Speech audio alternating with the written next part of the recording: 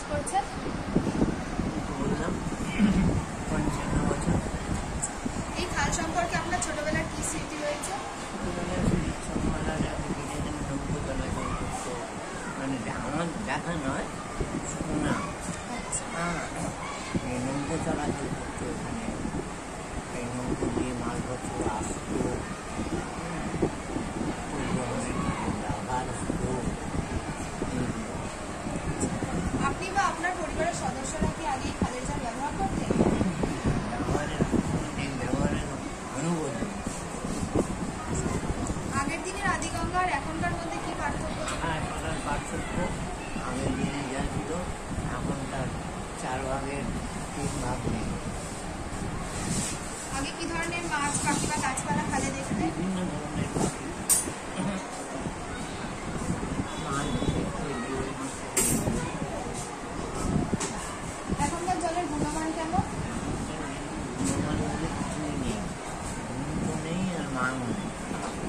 পচা গন্ধ, দুর্গন্ধ ভরা, সব রকম এখানে খালের বর্জ্যগুলো ফেলা হয়, তারপরে জলের অবস্থা যা হয়, নোংরা হয়। বর্তমানে খালের সবচেয়ে বড় সমস্যা বলে আপনি কি মনে করেন?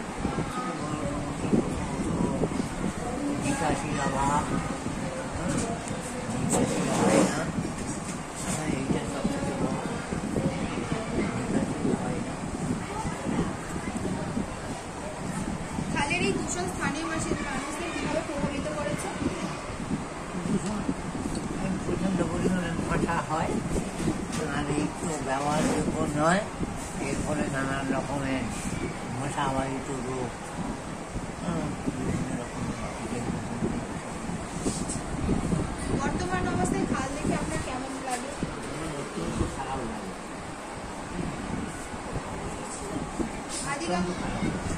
আদিগঙ্গার এই অবনমনের প্রধান কারণ বলে আপনি কি মনে করেন? বলে এটা হলো আদিগঙ্গা নয়,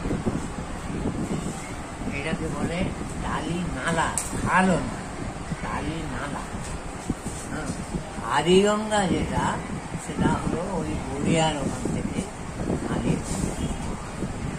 এটা কলকাতার জল এবং ইয়ের যে জল, গঙ্গার যে জল তার সঙ্গে কানেক্ট করা আছে, সেখানে জল যখন বেশি হয়, সেই জলটাকে পাস করার জন্যে প্রধানমন্ত্রী সাহেব এইটাকে, এই নালাটাকে তৈরি করে কাটানো হয়েছে।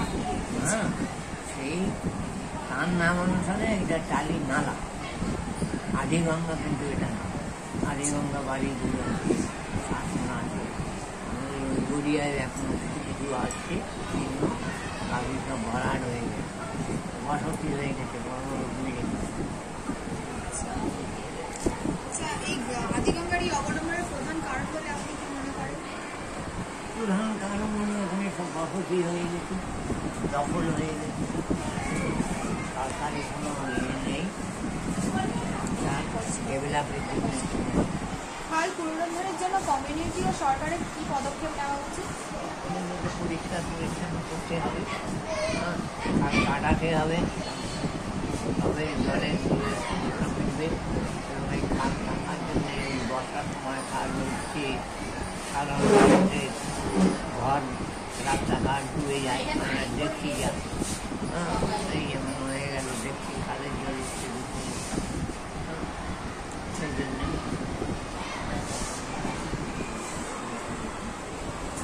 আমাদের মতো ছাত্রছাত্রীরা কি আদিগঙ্গা বাঁচানোর ভূমিকা রাখতে পারে? রাখলে কিভাবে রাখতে পারে? সেটা সচেতনতা ছাত্রছাত্রীদের পক্ষ থেকে এলাকার যে সমস্ত ছাত্রছাত্রীরা আছে তাদের প্রত্যেকের এলাকায় সেই সব মানুষকে সচেতন করা, যাতে কোনো বর্জ্য না ফেলা হয়, যাতে দূষিত না হতে পারে খালের থাকবে, মানুষ অ্যাওয়ারনেস করতে হবে মানুষকে, এবং তাকে সামিল করতে হবে, পারলে কিছুটা সরকারের উপরে তাদের কিছুটা চাপ সৃষ্টি হবে। খালের ভবিষ্যৎ নিয়ে আপনার আশা বা স্বপ্ন কি? আশা বা স্বপ্ন বলতে কিছুই দেখি না, ভবিষ্যৎ সব বলে কিছু দেখছি না, কারণ আমরা নিজেরাই সচেতন হতে পারছি না। নিজেরা সচেতন নই বলে আমরা ওই আগের দেশের বিভিন্ন মানুষ মারা বেড়ে আসছে এই জন্যে এর পরিবর্তন না হলে, সচেতনতা মানুষ না হলে আপনার দিদি বা ঠাকুরদার কাছ থেকে আদিগঙ্গা সম্পর্কে কি কোনো গল্প শুনেছেন? আমি যে গল্পগুলো বলছি এই ধরনের গল্প তাদের কাছ থেকেও ওই গল্প না। ধন্যবাদ আমাদের এই প্রজেক্টটাকে আপনাকে সাহায্য করার জন্য। চেষ্টা করে যাও।